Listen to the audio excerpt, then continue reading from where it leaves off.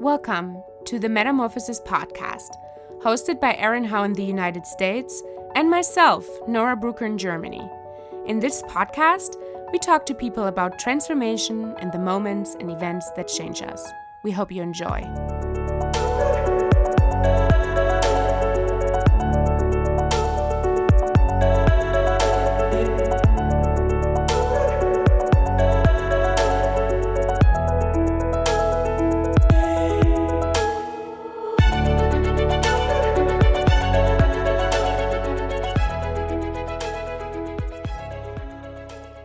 The following episode contains mentions of suicide. Please be advised.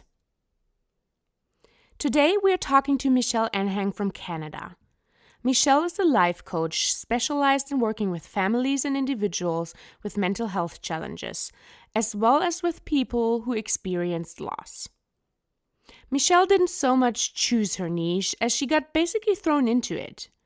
Her life completely changed when her husband committed suicide. As if this horrible loss wasn't bad enough, she also got more or less willingly pushed into hiding the true nature of her husband's death. What followed was a decade of lies and hiding behind half-truth, before Michelle finally had the courage to come clean. To her sons, her friends, but also to herself. So 14 years ago, I was 34. And I became widowed. My husband died by suicide. My kids were 7 and 4 at the time.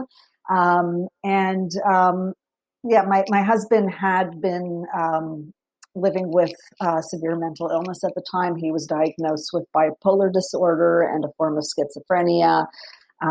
Sadly, by the time we got the diagnosis, he was already losing hope. It was already quite bad. They tried lots of different medications, but it didn't work, and he ended up, choosing whatever part of him that was suffering terribly chose to die. And I know he felt that was the best way that he could be there, for the family, which is, very sad. He was suffering a lot.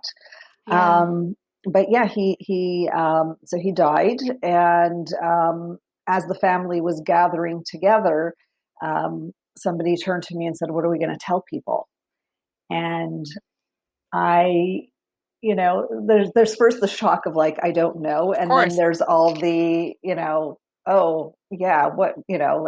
what if this was my fault? What if I didn't do enough? What am I going to tell my kids? They're so little. How do I explain this? And I had so many questions in my own mind. And, when they said, let's say it was an accident, it was yeah, let's do that. And that might be easier. Mm-hmm. Yeah. So basically all my emotions just got shoved right down. And I just kicked into autopilot because, how do I now grieve an accident instead of a suicide? How do I explain this to my kids?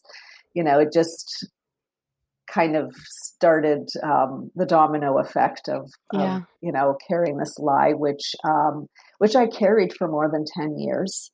And it had a huge impact on me. And until I couldn't carry it anymore. And, it was watching myself almost as another person, and seeing the impact that this had on me and how I was spiraling and making choices, all kind of tiptoeing around this giant thorn that I had. Is just don't touch it, don't go near it, and avoid it.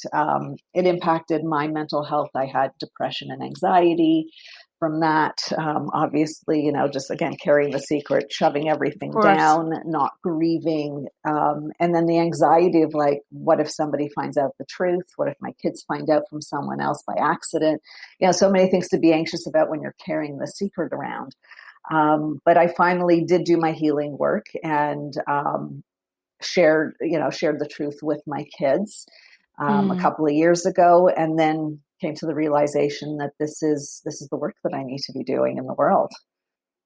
very interesting because you've just said something that you tried to figure out how to grieve an accident instead of suicide, which is obviously, a little bit mind-blowing to think about that because, yes, of course, you do grieve differently if it's an accident or murder or suicide. It's all different types of grief. And do you think, well, how much did that affect your own mental health and your own, way of handling this grief, that you actually grieved something that didn't happen that way? Yeah, that's a great question. I mean, I didn't grieve, put it that way. Mm-hmm. I try, obviously I cried a lot. I was in shock. There was all of that. But my grief wasn't complete. A huge part of the healing is talking about it to people that we love, sharing stories about the people. Yeah. And there were so many things I couldn't sharing your feelings. And there were so many things that I couldn't talk about. Like I had to censor myself at every moment. And, most people other than very close friends and the immediate family didn't know that he even had a mental illness. So we were already kind of living this double life. He had been unable to work for about 2.5 years before he died. So he was on disability leave. He was home every day. And we made up stories about what was going on. And so already I feel like I was living a lie at that point. Of course. But yeah, then the added piece of the suicide, it was like, okay, there's guilt, there's anger, there's there's so many different emotions that come with a suicide. That I guess there could be anger if there's an accident, if you believe in God, and then you But then you're kind of angry at the world, right. And I guess if somebody is killing themselves, there's also always a little part of being angry at that person for leaving you, huge. Right? For choosing this. Yes. Yeah. Especially before I could come to a place of compassion for him. There was like, oh my gosh, you left me in a huge mess, financially, emotionally. You left me to raise our kids by themselves, and I was so angry. It was just like, this isn't fair. And I felt like, you took the easy way out. And, that was real for me in the beginning. Thankfully I've gotten to a different place. And it was actually interesting how I came to the piece of compassion and understanding and forgiveness for him was through my own depression. I think it was about 6 months after he passed where I just completely started shutting down. And my kids were in school at the time, so I would get up in my pajamas, take my kids to school, come home, get in bed, stay in bed till 3:45 when I had to go pick them up. And then we'd order dinner in, and then everybody went to bed at like 7:30, 8:00. And I did that every day for a month. And I remember like lying in bed, staring up at the ceiling and saying to him, like, if this is a fraction of what you were living with, I get it. Like, I understand now why you did what you did.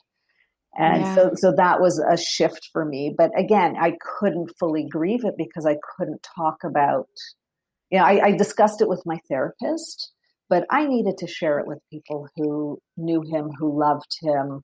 They, of course, they were thinking one thing, I was living something else. There were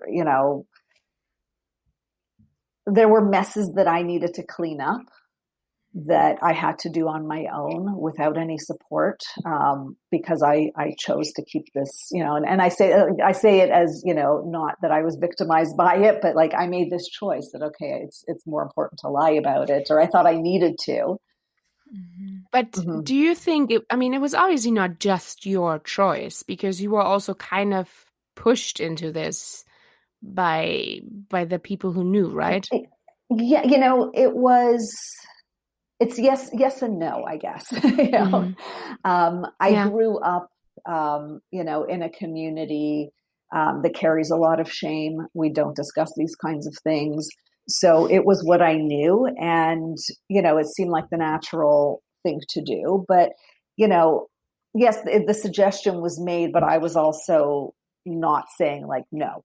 You know, I think that's the So one. you didn't feel pressured? No, I didn't feel pressured at all. Okay. I was fine to go along with it because I didn't know what else to think at the time. Yeah. You know, I hadn't processed it at all. It was like, you know, within hours of it happening. So I'm still in complete shock because I never in a million years thought that he would go that route.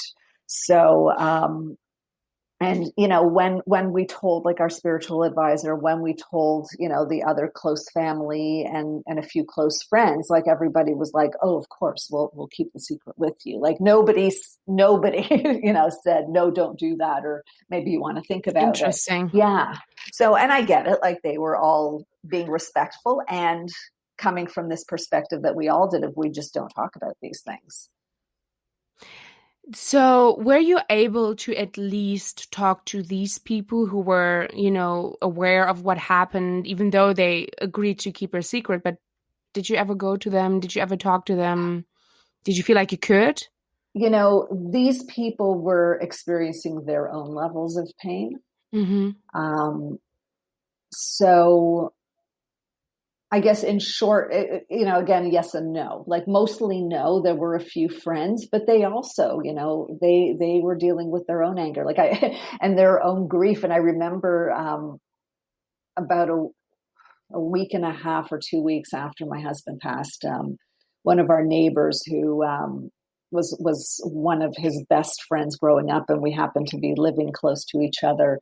You know, he came over to my house one, just like knocking on the door, and he shows up and like, hey, how's it going? He walks in and he just like plops himself at my kitchen table and he's like, oh my God, how are we going to live without him?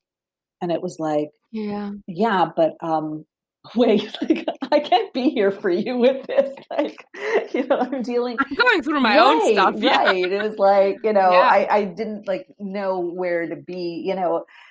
I like now having done the healing work and, you know, being open to a whole other side of a community of different types of people.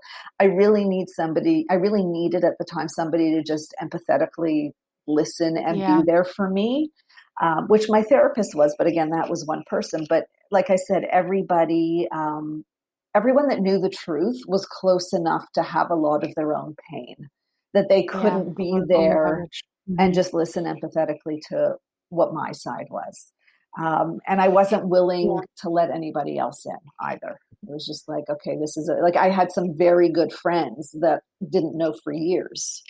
And it was only, you know, after many years of carrying it when I started realizing like I can't do this, that I started opening up to them. And they're like, oh my God, like, you know, how did we not see it? How, you know, like so much that came from that.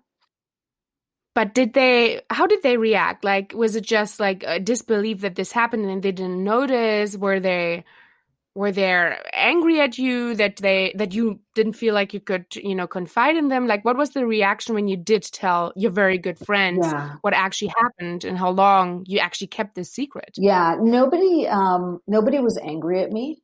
At least they didn't share that with me. They were all very sad, you know, and I think they also kind of wondered what they might have missed, or, you know, and there were people that just tried to be respectful that kind of had suspicions, but thought, okay, you know, if, you know, they're saying it's an accident, we're not going to dig, you know, so they were being respectful about it. You know, there was a lot of sadness too of like, wow, you dealt with all of that on your own. But again, like the place that I was in, I was so shut off from my own needs that it was hard even for me to receive the love and the compassion too. Of course. When did you decide that you need to speak to a therapist? When was that during that journey? I love therapy. I've done so that's good. I've done therapy on and off for most of my adult life. I had So even Yeah. Oh, before yeah. this Yeah. I happened. had some, Oh, some okay, big interesting. childhood stuff I needed to work through in therapy. So yeah, starting in my early 20s, off and on, depending what came on. I was seeing somebody as well when my husband got the diagnosis. There were family support groups. I did get individual counseling. Um, and then switched to a different grief counselor after he passed, um, who really helped me get a lot of perspective around it. Can I ask, Yeah. were you honest with your therapist? Yes. So I was. And they never said, like, you need to be honest elsewhere? They did. They and did. I was like, you're not living my life. Oh yeah. I always intended to tell my kids, but I wanted to wait till they were much older. You know, that there was that part of me, the uncourageous part of me that said, okay, well, when they're older and they're married and they have their own kids and they understand the sacrifice, they might understand you. Then they'll understand the sacrifices that parents make. Or, you know, I also said to myself, if they ever come out and ask me, then I'll tell them. Because I didn't, you know, but of course the universe didn't have that plan for me. It was like, no, you're going to do your work. You're going to taking get the decision from you. Totally. And, and that's, you know, I had a lot of conversation, even like my kids' doctors always knew, their therapists always knew. And and they also said, you know, you need to tell them. And I was like, I will, but not right now. And then, you know, as the years went on, it was like, okay, well, this isn't a good time and this isn't a good time. You know, it's never a good time. Happening. Right. Sure. No, there's never a good time to tell your kids that this happened. But that time came eventually and did not come when your children were already having, you know, their own children. So what was that moment? Like, was there a specific epiphany, something happening? What was that moment where you decided enough is enough? I'm gonna, you know, tell the truth. Okay. So there were a couple of epiphanies and enough is enough moments. Actually, more than a couple. They were piling up. They actually really were. And it was my 45th birthday. So actually before that, it was a couple of months before my 45th birthday where I had taken my first coaching course that a very close friend of mine kept saying, you need to take this course. She was a coach. And she said, I think you can be a coach. And, you know, here I was working in my job in finance and, you know, paying the bills, but it was not where I was supposed to be. But I was like, no, I've got this job. I'm going to stick with this. It's okay. She's like, no, I think, you know, you'd be a great coach. And so literally just to shut her up, I took the course. It was like, I stopped bugging me about it. And so the final day, or like, you know, as we're having like our closing ceremony, the teachers always share something. They give some words of inspiration. And one of the teachers just said, don't just tolerate life. And that for me was like, you know, boom, like I got struck in the chest. And I just like, yeah, that's very deep. Yeah. And makes me think. Right. And then I and that was it. And I just started crying because I realized like I am tolerating everything in my life. You know, I was in this job that like I wasn't particularly happy in. It was, you know, not what I was supposed to be doing. It wasn't my calling. You know, I was grateful to have it, but again, it was not, it wasn't making you happy. Yeah, it wasn't where I needed to be. You know, there were so many things that I was settling. It was just like, well, I should be grateful. I have a job. It's a secure job. I shouldn't look beyond that. You know, I was really like tolerating so many things. I was in a relationship that I wasn't happy in either. And it wasn't, you know, I wasn't healthy. So I attracted somebody else who wasn't healthy. That's what we do. And so that was a huge wake up call of like, oh my gosh, you know, you know, how am I living? Like even with the relationship, it was like, yeah, but he knows my story. He, you know, and I had this idea that I was so broken. It was like, but he's accepting me in my brokenness, even though he really wasn't. And that was, you know, where, you know, but just this whole mindset of, you know, tolerating, it was like, okay, I can't do this because the truth is I'm living in a lot of pain and so much stress. And so yeah, when my 45th birthday came, I remember just thinking like, okay, I lived so much of my life in pain.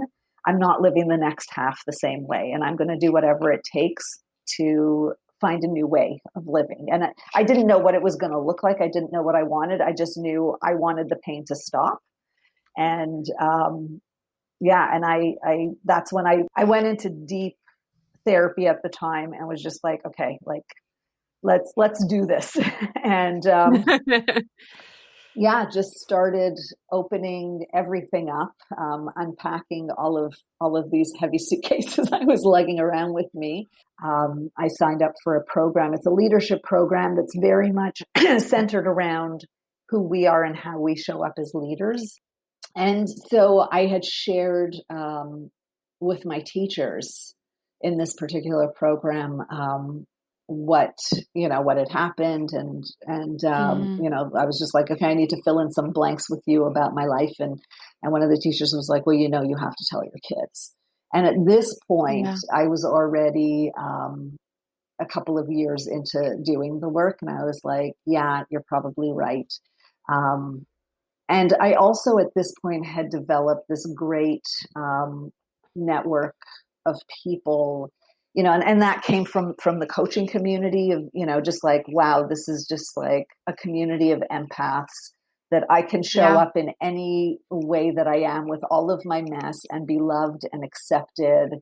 And, there aren't all the concerns of like, oh, how is this going to impact me? How is this going to impact you? How is this going to impact the community?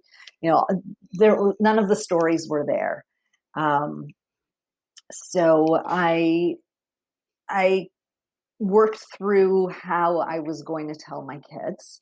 That was a few months of a process of, first sharing with the group in this program.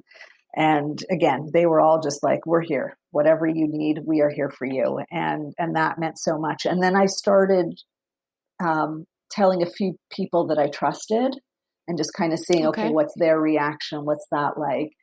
And just saying like, listen, I'm going to need support when I tell my kids this. And so then finally, one day I was like, okay, I had like literally picked the day in the calendar, like 2 months earlier, saying, I'm going to tell on Friday. Yeah, pretty much. It was like, okay, it's going to be on 3 p.m. August 20th. Yeah. And then the day before I was like, okay, I don't need to wait anymore. Like today's as good a day as ever. And so I called them up for dinner and I told them the truth. And I just, I knew exactly what I wanted to say and how I wanted to show up. And I did, and I had practiced it as well a lot of times. And I would have too. And they were amazing about it. They both said that, they wished they had known sooner, but they understood, they understood the circumstances I grew up. Yeah. Mm-hmm. And I answered whatever questions that they had. And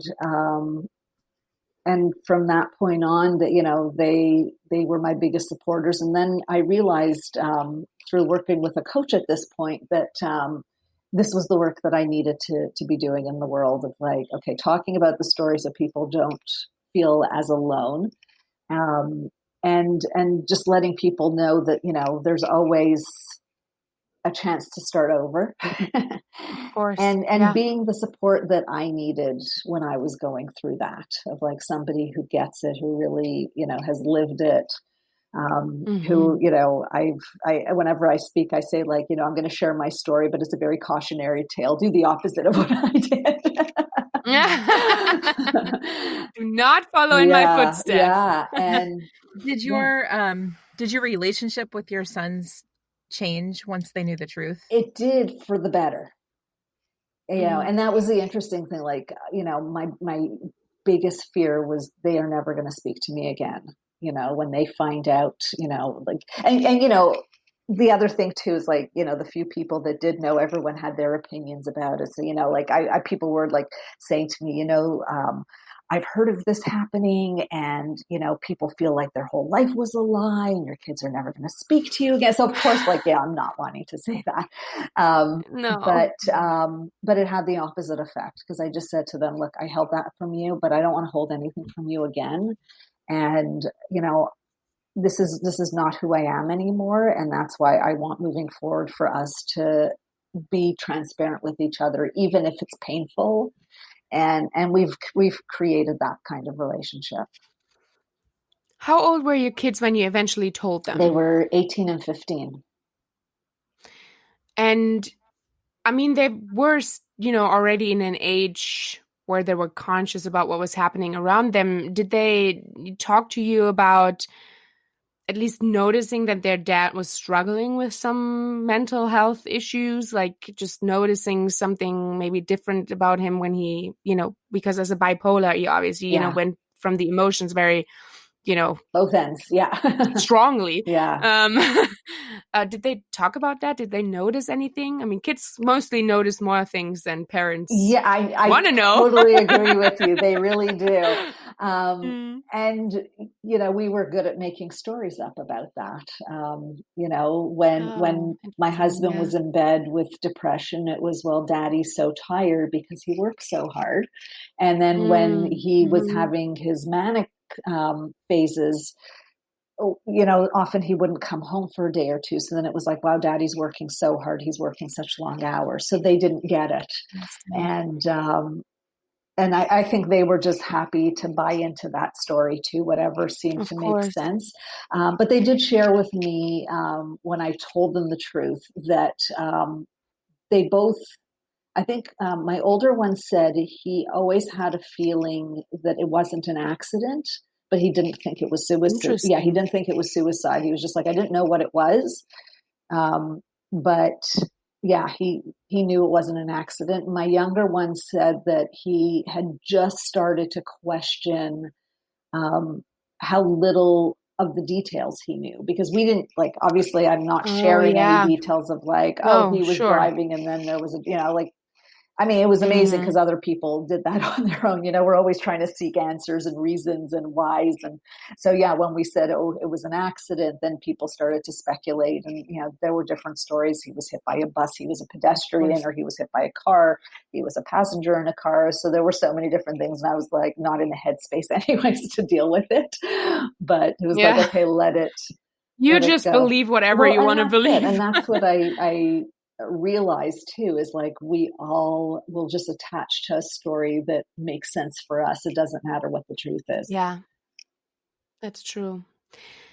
I mean, obviously you went through a lot of pain, not just because your husband died, but also because you were living this lie and you were not able to like really dig deep into your own emotions. Do you feel like the grief that you went through got prolonged simply because you were not really like dealing with what actually happened? Absolutely.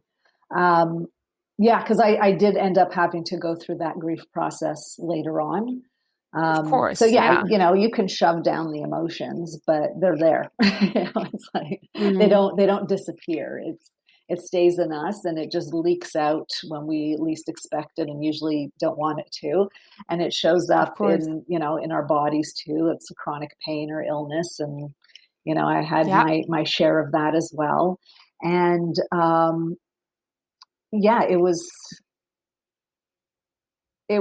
when I finally went through the acknowledgement and I need to go through the grief, it was 8 months of me crying every single day. And this was also a piece of it. Like I had said to my kids, I have a lot of things that I still need to heal. And like, again, childhood wounds that I had not fully healed from, things that happened when he was still alive, his death, just expectations and life, and, even grieving for my kids of, they don't have their dad anymore.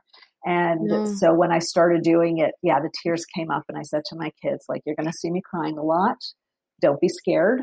I'm healing, but I need to do this because I didn't do it when I really needed to. And it was, again, 8 months of going to work, because I was working full time, had to support the family, and going to work, and then suddenly feeling the tears coming on, going to the bathroom, crying for 20 minutes, wiping my eyes, going back to my desk, coming home, crying all night, My kids ate a lot of pizza for the year.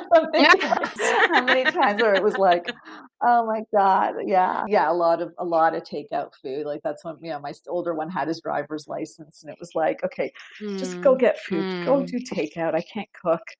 But yeah, I needed to go through that. And I remember saying to my therapist at the time, I was like, am I ever going to stop crying? Because like, this is out of control. And she was like, you will.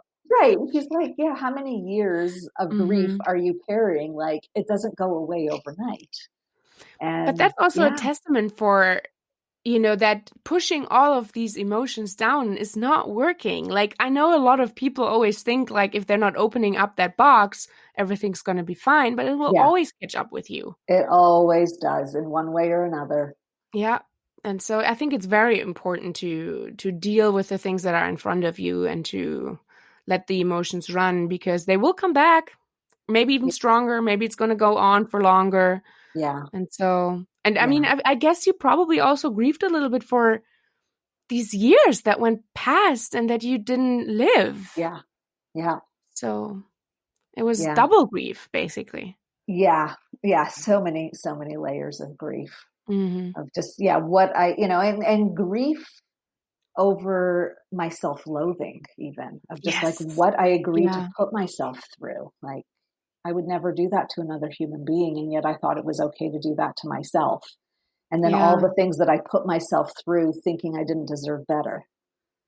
So it impacts every area of our life. So the family and friends that had told you to lie about it initially, how did they react once you came out with the truth?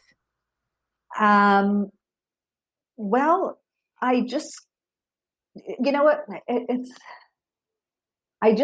was very matter of fact when I shared it. So it also happened to be, just to fill in a little blank there. So my younger son, after I told them the truth about my husband, ironically had been meaning to tell me he wanted to go see the doctor because he wasn't feeling like himself. Oh, and then it happened to be that I shared this and he put the two together and he realized like he might have depression as well. So we went to the doctor, he got diagnosed. And then when I shared it with the family, I shared it kind of in the context of, he has depression and he knows, or they know. And so they knew both pieces. But by the time I started doing the work, I didn't feel I needed to, and I think I just said, I don't want to carry the secret, or I'm not carrying the secret around anymore. Yeah. And it was just kind of taken at face value. And nobody said anything negative after I, shared it publicly on Facebook, which is what I did. My husband and I had known each other since we were 8. We grew up together. We were dating from 18, got married at 22. So we knew so many of the same people. And then like Facebook came out just after he had passed away. And I had like hundreds of Facebook friends that knew me from growing up, knew him from growing up. And it was like, okay, well, this is probably the best way for everybody to hear it all at the same time and from me and my own words. Versus like me phone and like, how do you even like, hi there, how's it going? I know I haven't spoken to you in 30 years, but hey, guess what? It was not an accident, just FYI. Right. Yeah. And I shared it in the context of realizing this was also the work that I wanted to be doing in the world. Nobody, nobody said anything negative about that. And I think, they recognized also that, this is something we can turn into good. So where are you right now in your life? Like you went through all of this, and thankfully you not in vain, because you did find like a true passion for yourself and you're helping other people who are going through something similar. Yeah. Can you talk a little bit about that? Sure. What you're doing? Sure. I mentioned earlier, I'm a coach and I work with individuals who have mental health challenges. It could be anxiety, it could be depression. Usually they're working they might have a therapist or have been to a therapist. They may or may not be on medication, but these are people who know that they have a mental health challenge, and they want to do whatever they can in their own power. Because we know, to make it better for themselves, because we know there are certain things that alleviate a lot of symptoms, that may prevent symptoms, but we often don't really take those into our hands. Like, we're all like, oh, I know I should be exercising, and they don't. Right? Like, but it's one of those things that, like, it enhances our mood, it lets all the healthy chemicals do their thing.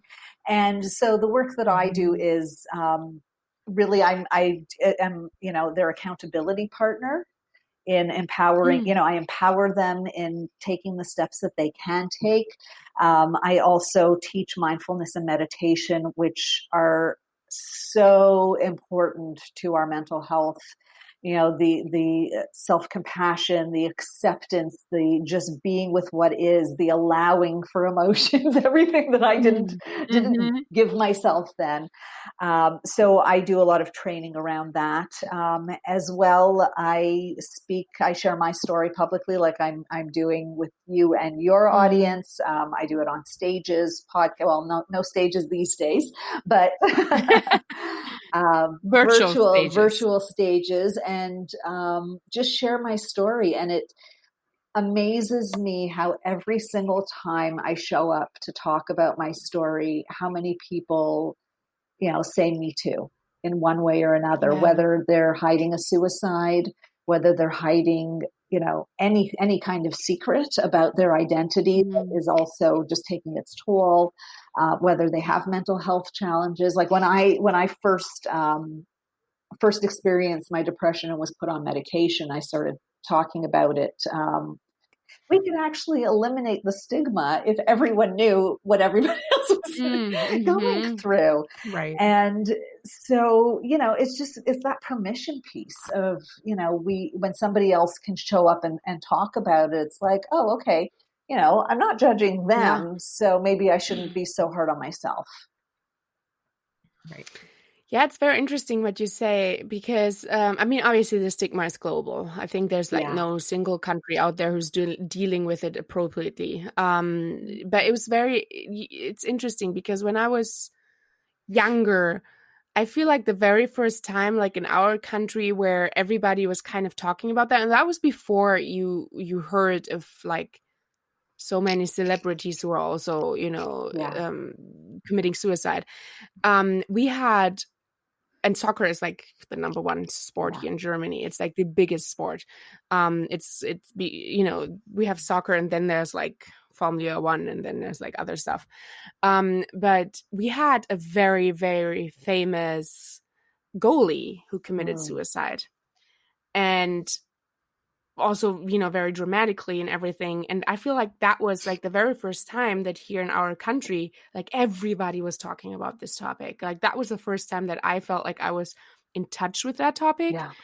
It's completely different now, like completely different. I feel like now it's like happening much more that people are talking about it. So I guess we are making a little bit of progress at least, but that was the first time where everybody was talking about it, and the awareness. And I still remember, like, I didn't know that person. I did work in soccer, but I've never met him. But I felt completely floored by that. Like, even as a young person, that was like the very first time where you actually have someone, and his wife, she talked about that, like, very frankly. Like, she was, she said he was struggling. They never talked about it while he was still alive, but she did immediately talk about it when it happened. Good for her. He was a celebrity, so you can't really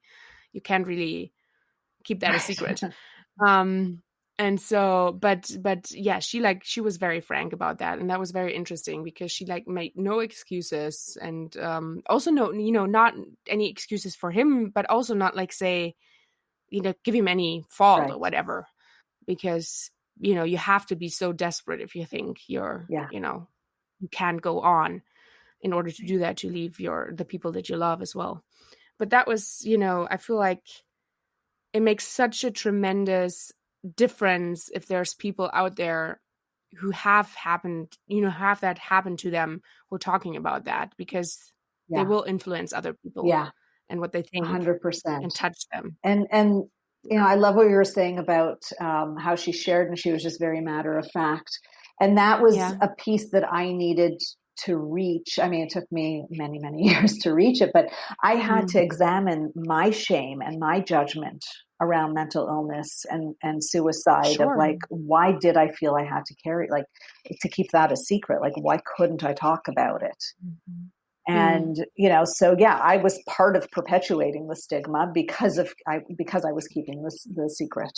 So I fully acknowledge that, and, then had to do my own work around recognizing like, okay, like getting that deep understanding of it's health, just like everything else. And if we can go around saying like, oh, I've got a cold, like we talk about it like it's nothing. Yeah. Like, why can't we just like, sorry, I can't come to your party right now. I'm, having a depressive episode and I'm just in bed right now.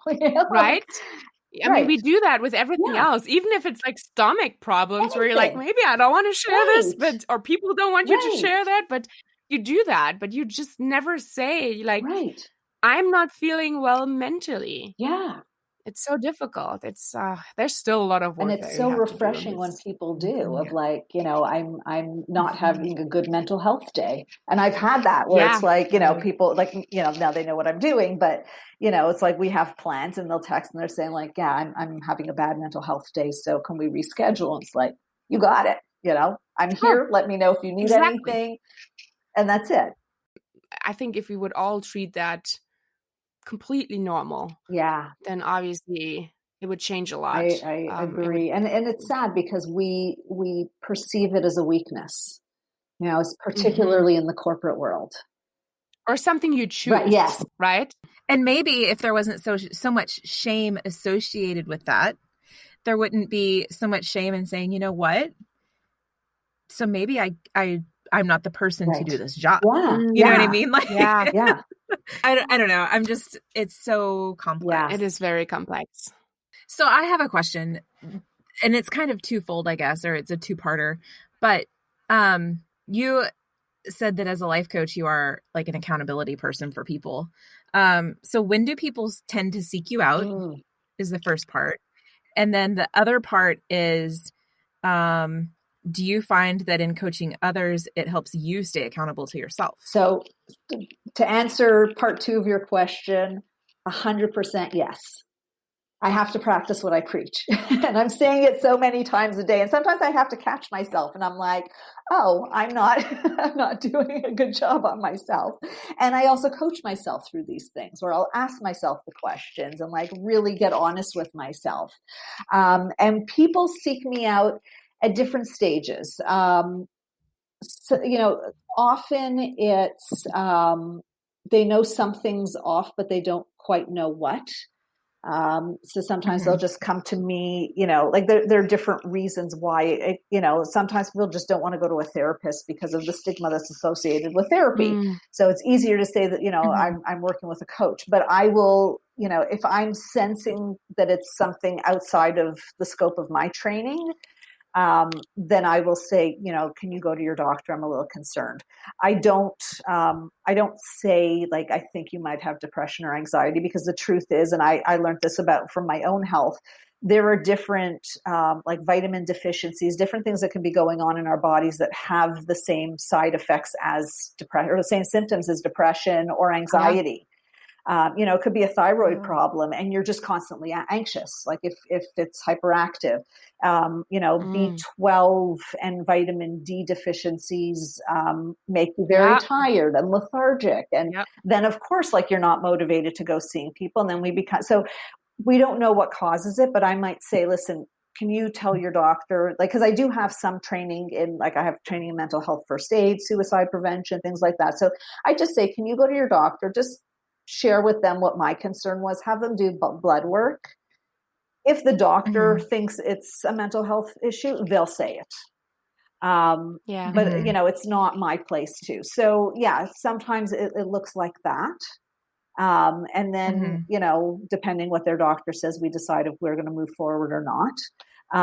There are people that have, say, anxiety, and they're seeing where it's getting in the way of them achieving their goals, like their fear. So, we have, call after call where it's just like, okay, what's getting in the way now? It's like, oh, like, I work with a number of clients who are in sales, and I have one guy who's like a top performer, and he's terrified of doing cold calls. And I'm like, but how many do you do a day? And he's like, so many. And each one freaks me out. It's like, my okay, God, that's stress level. Can you imagine? So like, working through different techniques, different mindset, and then like suddenly one day, and it was just like the last time I talked to him, he was like, so I'm not afraid of them anymore. And I'm like, what shifted? He's like, I don't know. I think it was like a little bit of everything that we were doing, where I was just like, oh my gosh, I'm not spending any more time freaking out over this because I'm going to do it anyways.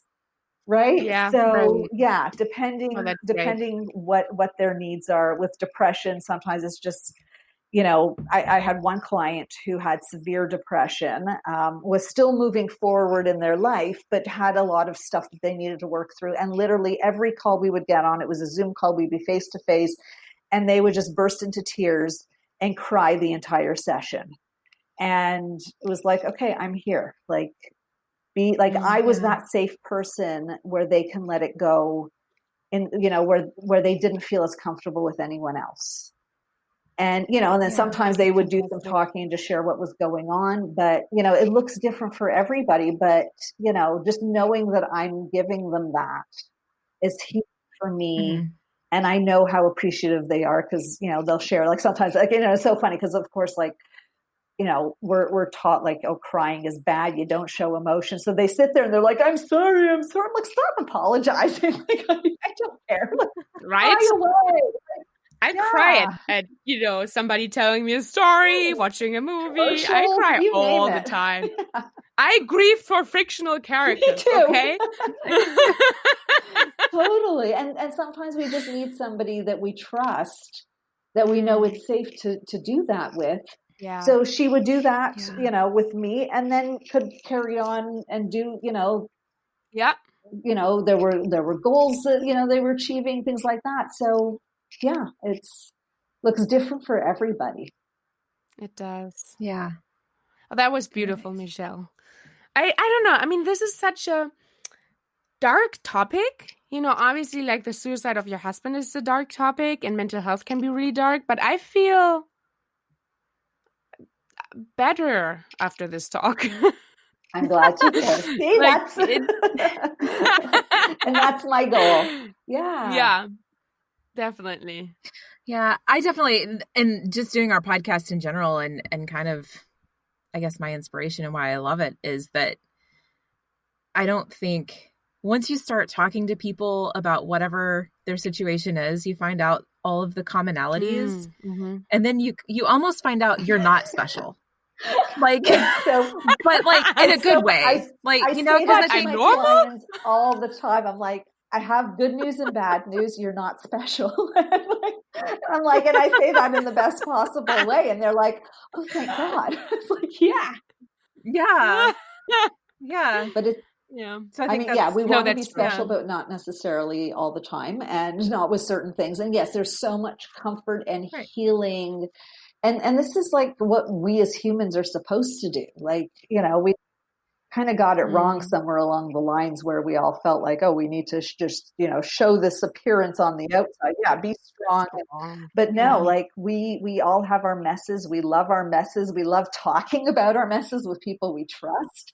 Yeah. And so, and I think the more we do it, the more we will eliminate the stigma. I think social media has been for all the complaints about social media, it has actually been a great vehicle for getting this out there, getting people talking about it, normalizing it. The truth is, I agree with you. Like mental health challenges are actually more normal than somebody who's like, perfectly functioning, whatever that looks like, because I don't think it exists.